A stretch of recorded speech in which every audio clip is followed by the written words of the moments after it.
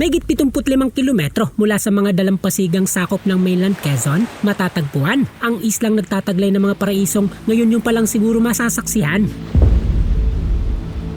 Mula sa malapulbos na puting buhangin, nakamamanghang mga tanawin, batong hugis pawikan hanggang sa napakalinis na latian. Tila kumpleto sa Ricardos na ang islang ito para sa mga kababayan nating naghahanap ng tahimik na paraiso.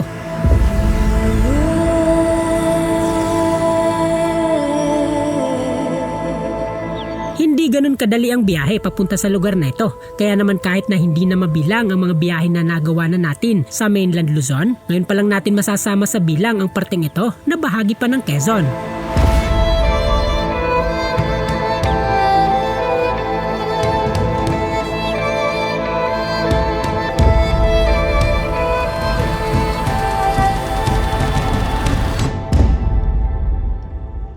Sa araw na ito, hudyat ng kalmadong panahon, ay aming napagpasyang puntahan ang usap-usapang islang nakaharap na sa Pacific Ocean. So oras po natin ngayon ay mag-aalas 5 na ng umaga at katatapos lang namin magagahan dito sa maliit na karinderyang to. Andito po pala tayo ngayon sa daungan netong Real Quezon kasi ngayong umaga ay magbibiyahe po tayo papunta sa isang isla na sakupan netong Quezon. Alas 11 na ng gabi nang marating namin itong bayan ng Real. Kaya naman ngayon ko pa lamang masisilayan ng klaro ang mga bagay at strukturang nakatayo dito. Kasama na dyan ang daungang nagsisilbing pintuan para sa mga nagmumula at magpupunta sa mga islang nasa silangang bahagi ng mainland Luzon. Boss, morning. Saan po yung sakayan papuntang Humaling? Dito puti. Kuya, Dito. dulo kayo sir. Dito sa kabila. Okay. Karaniwang inaabot ng 5 oras o higit pa ang biyahe papunta sa isla ng Humalig. Kaya naman alas 5 pa lang ng umaga ay nag-uumpisa ng magsialisa ng mga bangkang papunta sa isla. Karamihan sa mga bangkang bumibiyahe dito ay gawa sa light materials, kaya naman limitado lang ang bigat ng mga kargamentong isinasakay dito. So nakita nyo naman dito na medyo mahaba yung pila. Dapat talaga pag halimbawang sasakay kayo sa unang trip papuntang Humaling ay dapat alas 4 pa lang andito na kasi yan, makakasabayan mo yung ganitong mahabang pila. Ayan, so buti na lang at nahabol po natin itong biyahe papuntang Humaling. At yung mga nakasabayan natin kanina sa pila, yun po yung mga pasahero naman na sasakay doon sa isang bangka na papunta din sa isla ng Humaling.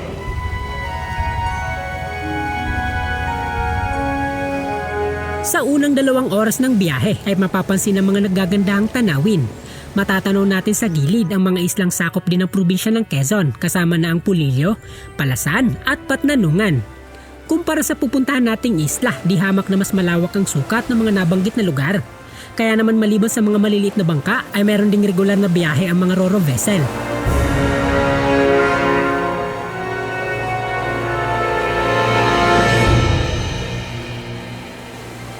Makalipas ang mahigit sa 2 oras na biyahe ay dito na namin nadama ang magalaw na dagat. Pinakamahinang alon na raw ito ay sa mga kasabayan naming pasahero. Yan, so nandito po sa ating kabila, ito po yung Pulilio Island. At doon sa unahan, yung Humalig. Mula dito, aabutin pa po tayo ng mahigit 2 oras bago marating yung isla. At yung ganitong alon daw ay pangkaraniwan na sa ganitong buwan. So meron pa raw ilalakas to, depende sa bugso ng hangin ng habagat o amihan.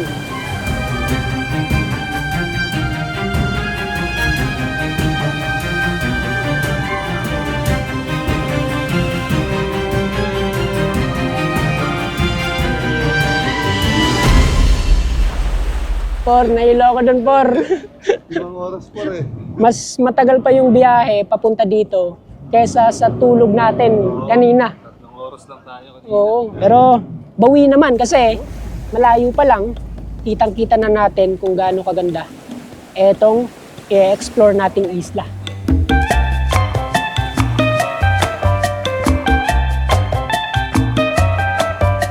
Grabe, nakakaaliw tingnan yung mga bata na enjoy sa pagsuswimming dito sa daungan. Isa din sa mga napansin ko dito, yung parte na dinadaanan na itong bangka mula doon sa gitna ng dagat papunta dito sa daungan ay parang kanal. Ginawa daw po nila yan para safe na makakadaong o makakalapit dito yung mga bangka na hindi na inaantay pa yung pagtaas ng level ng tubig. Merong kanal para anytime pwedeng makadaong yung mga bangka na manggagaling doon sa mainland Luzon. Maliban sa mga kakaibang tanawing bumungad sa amin, ay sinalubong na rin kami ni Ma'am Jessica ng Humalig Tourism Office. Dito ay naitanong ko na rin kung para saan ang paliparang makikita malapit sa daungan. So napansin ko nga pala dito sa Humalig na meron silang parang airport, tama ba? Airstrip po. Airstrip. So nagagamit na po yan. Nagagamit naman po siya pag yung may mga maglaland po na private plane, yung may-ari po ng mga lupa na gusto pumunta dito, sila po ay nag-hire ng private plane po from Bulacan po. Doon pa po sila nanggagaling. Medyo malawak po itong Humalig Island at tingin ko dito kukulangin yung isang araw natin sa pag-explore. Kaya bukas subukan po nating isiksik lahat ng mga naggagandahang atraksyon dito para maipakita ko po sa inyo kung bakit pinipili ng karamihan dito sa Luzon na puntahan itong Humalig Island. Matapos ang ilang documentation ay kagad na rin kaming sumakay sa mga motorsiklo para tumungo sa beach resort kung saan kami pansamantalang mamamalagi. Yan, so mula doon sa daungan ay dediretso po muna tayo doon sa accommodation na inihanda ng tourism. At dito pa lang, talaga namang nagulat ako sa ganda na itong lugar.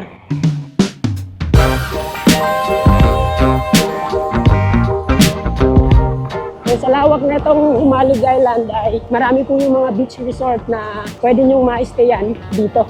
Bagamat walang gaanong four wheels ang namamataan sa sentro ng isla, ay kapansin-pansin naman ang ilang malalapad at sementadong kalsada.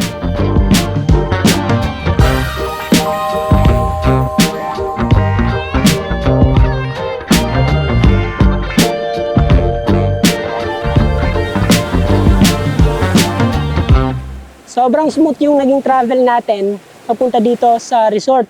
Yan, bumungad ka sa atin o inihatid kagad tayo dito sa kwarto ng caretaker nitong beach resort. So dito napansin po natin na maliban sa mga kwartong yan, meron ding mga duyan na nakasabit dito sa mga nagtataasang puno. Meron mga tipi house. So andyan lang yung dagat.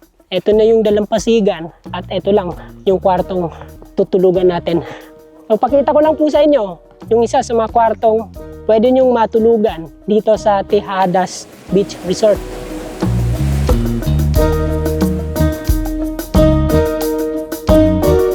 So eto, lababo, lagayan ng mga gamit. At dito sa baba, pwede ding lagyan ng mga maleta, mga tsinelas. Ito na yung higaan. Pangdalawahan at may aircon. So dito sa likod, may view. Ito yung bubungad sa atin pag halimbawang pagkagising natin sa umaga. Sobrang ganda.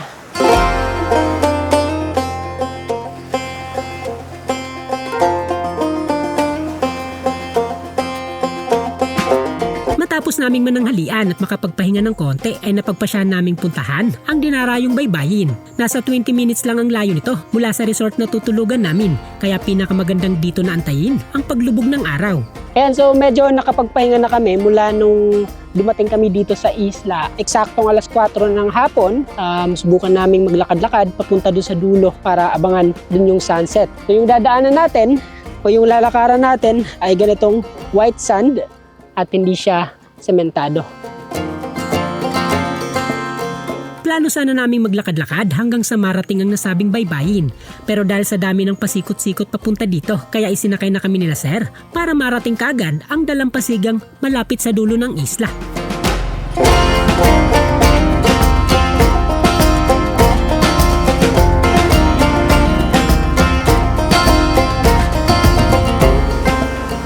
Mula dito hanggang doon sa dulo na itong isla, malalakaran po natin o madadaanan po natin etong malapad na baybayin, taglay, etong ganitong buhangin. May mga bilog-bilog na parang corals at may halong mga ganito, seashells. Eto talaga yung mas napaganda dito sa baybayin.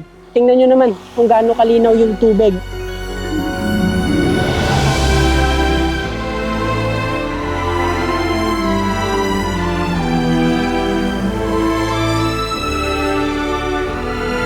Matatagpuan sa sitio Salibungot ng Barangay Talisoy, ang dalampasigang naging popular na dahil sa malagintong kulay. Malaburakay ang lapad ng baybayin dito at sa dulo madalas pumwesto ang mga kababayan nating nag-aabang sa paglubog ng araw. So ito daw yung spot kung saan madami yung mga turista na nag-aabang sa sunset. Yan po yung araw nasa harapan po natin.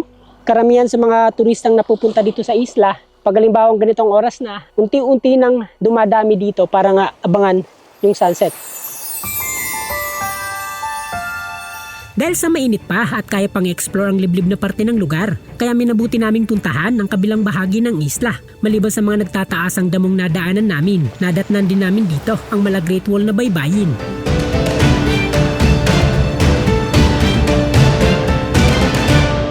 Tingnan nyo naman kung gaano kataas.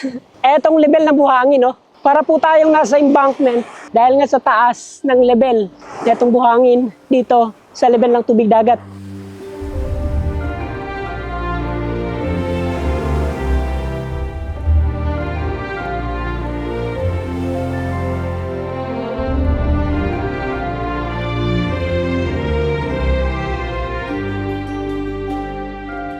Sa pangalawang araw namin dito sa isla ay aming pupuntahan ang ilang mga atraksyong nasa kabila na ng Humalig. Isa na dyan ang Kanaway Beach na nasa mahigit 30 minuto ang layo mula dito sa beach resort kung saan kami natulog.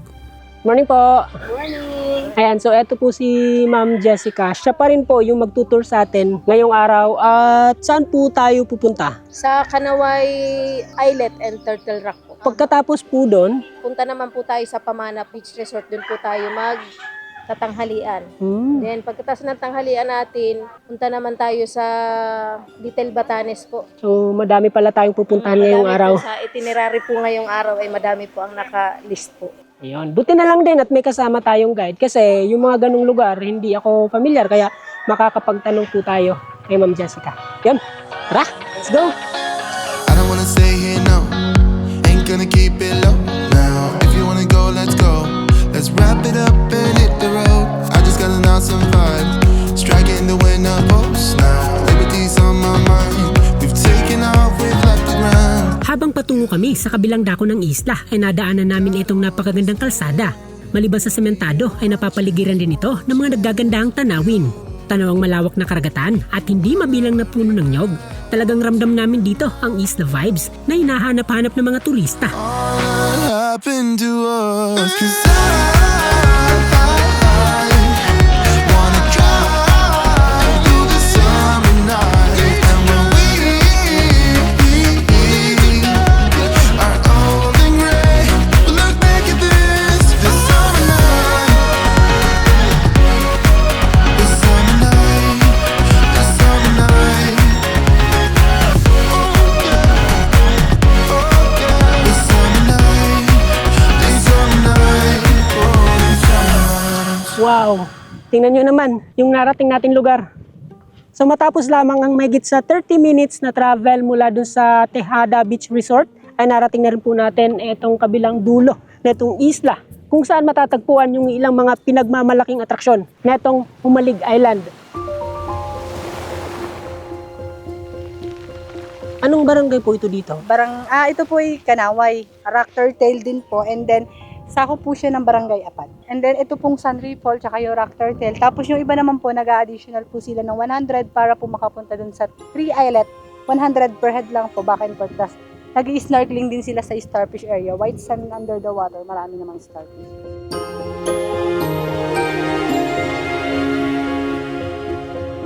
Etong San Rifle, tuwing kailan ito nabubuo? Tuwing nabubuo po siya is pag yung full moon po, yung kabilugan po ng buwan, pag humihibas po, gawa po dun sa yung estuary po, yung pag ano ng tubig ng estuary, saka yung dagat, yung silig niya po, ang papalabas po na tubig. Di ba medyo maliit lang itong isla? Mhm. Paano po nagkaroon o bakit merong parang ilog? Kasi yun pong parang mga ilog na yan is yun po yung aming mga marshland na siya po ang nagiging catch basin po ng tubig na dahilan kung bakit ang tubig namin dito sa isla is hindi maalat.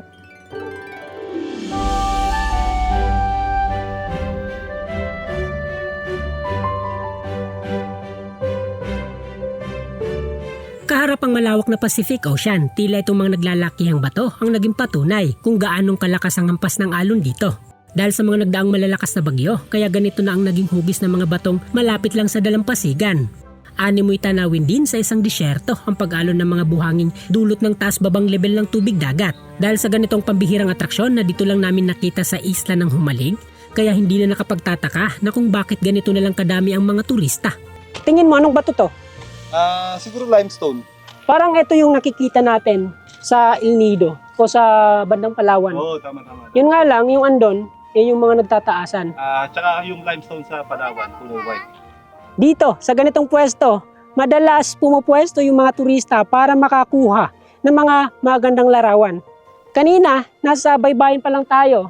Kitang-kita na po natin kung gaano kadami yung mga turistang andito nag-aantay sa kanilang tiyempo na makaakyat dito sa tuktok at makakuha ng magandang larawan. Tingnan nyo naman kasi kung gaano kaganda itong rock formation, kung gaano kaganda yung magiging background sa inyong kukuning larawan.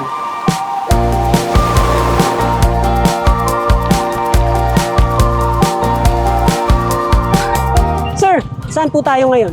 Sa Little Boracay naman tayo. Gaano po kalayo yun mula dito? 20 minutes lang. 20 minutes? Oh, malapit lang.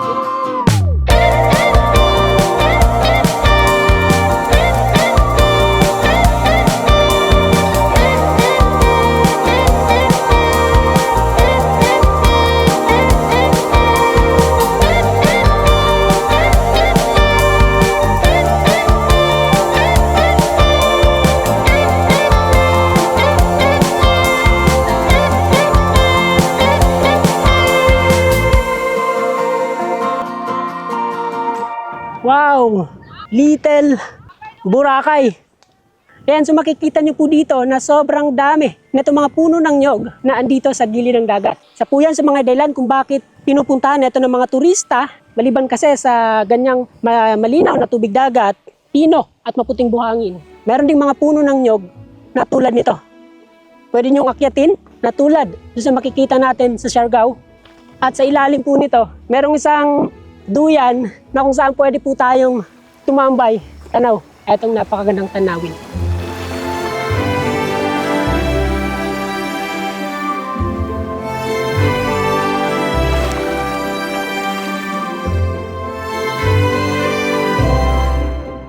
Grabe, halos bawat sulok na itong isla ng Humalig ay merong mga natatagong paraiso. Halimbawa na lang, di sa ipinakita nating Boracay na beach resort na parang karaniwan na lang sa mga lokal dito.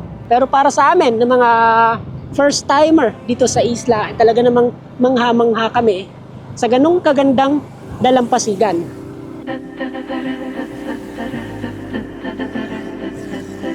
So katirikan na ng araw at tanghaling tapat na, pero hindi naman ganun kainit yung panahon dito kumpara sa mga napuntahan nating lugar. Dahil nga sa napapaligiran o napapalibutan ng dagat, kaya yung hangin dito ay hindi ganun kainit. Dagdag pa natin yung dami ng mga puno at halaman na andito sa isla.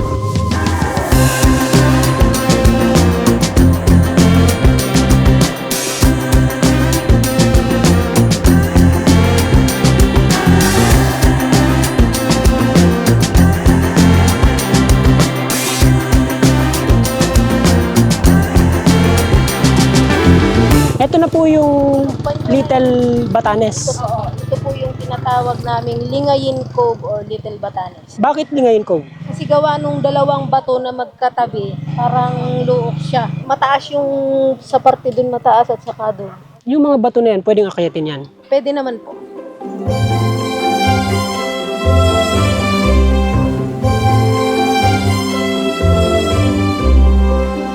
Madami palang tao dito. Kala ko, tahimik itong lugar o walang gaanong tao. Pero andito pala sila sa ibabaw na itong mga bato. Tingnan mo naman kasi yung tanawin dito. Background, itong mahabang dalampasigan na balot ng white sand. At kung dito ka naman haharap, ito naman yung makikita mong view. Etong cove at yung isa pang bato na inaakyat din ng mga turista.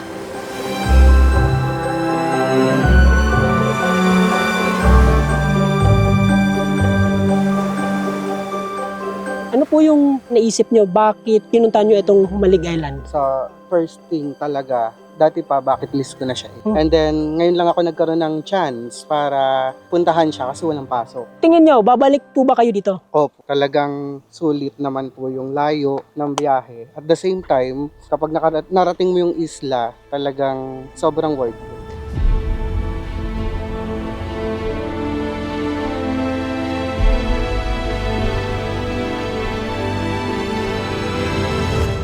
Iyan po ay Pacific Ocean. Then ito pong natatanaw nating isla dito sa likod. Iyan po ay yung kadugsong po siya ng Patnanungan, yung Katakian po, saka yung Karlagan.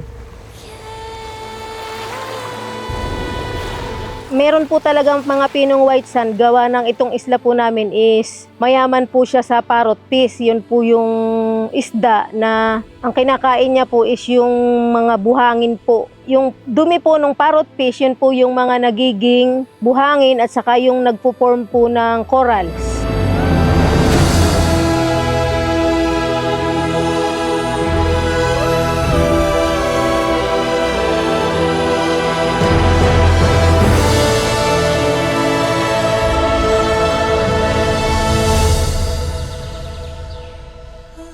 Nandito tayo ngayon.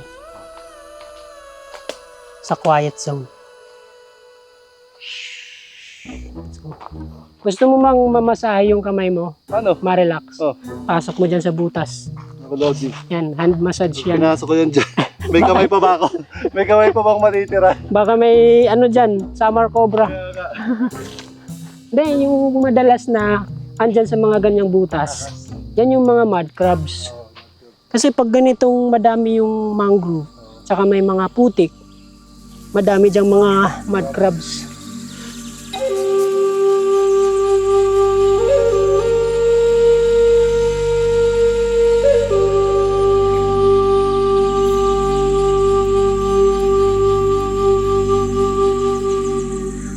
Ay, ang mga puno pong iyan ay gaya po ng punong yun po ay piyapi tree, yung pinakamatandang piyapi tree na na-discover po dito sa Humalig.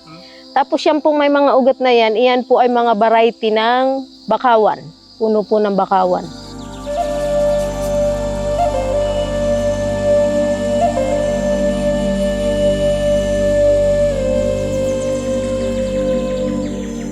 Sabi ka namin ay siyempre bilang ako ay isang caretaker, wala dapat masira po dyan kahit ugat. Kami lang po ay nakikipagbikisan lamang. Sa madalang sabi, ayan po ay walang diyang na sirang puno. Wanna be the person that you call up when you're down. Wanna be the first who knows all of your deepest secrets. Can I be the one who wakes you up before you miss your ride? Cause I wanna be close to you. So ilang minuto lang mula dun sa puno ng walang forever, andito na po tayo sa sentro netong bayan.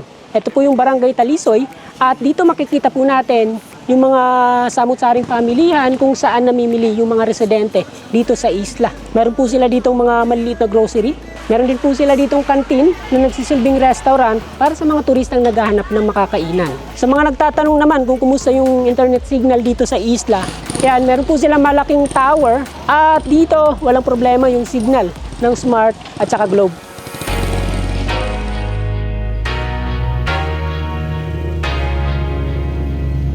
Dito po pala, meron po ba kayong pagamutan na nandito sa isla? Health center po ang meron dito sa amin. Paano po ba yung supply ng kuryente dito? 24 hours po ba? 24 hours po ng Kiselco po. Tungkol naman po sa tubig, kumusta naman po yung supply? Almost 70% po is dumedepende sa deep well, yung poso po. Tapos yung inuming tubig po, meron kaming water refilling station na 2.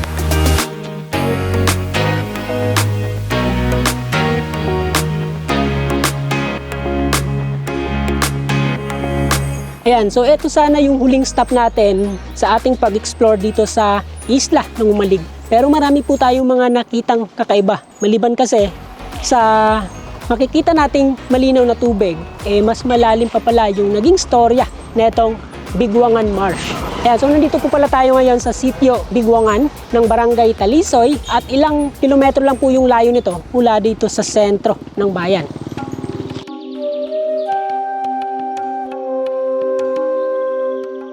Sa lawak na abot sa megit 5,000 hektarya, napapaloob dito sa isla ang megit 100 hektaryang latian na naging tahanan na para sa samut-saring uri ng bakawan.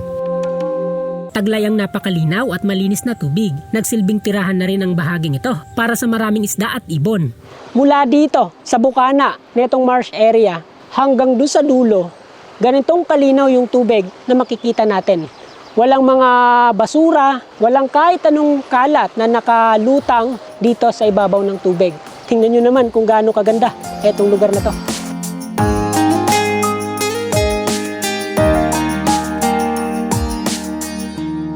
Dito po sa pwesto nating ito, marami pong isda dyan sa ilalim na yan. Marami po ditong yung namimiwas o nangangawil pag yung panahon po ng tagkawilan po. Dati po may buaya, may sinasabi silang nakakakita sila ng buaya, pero sa ngayon po ay wala naman.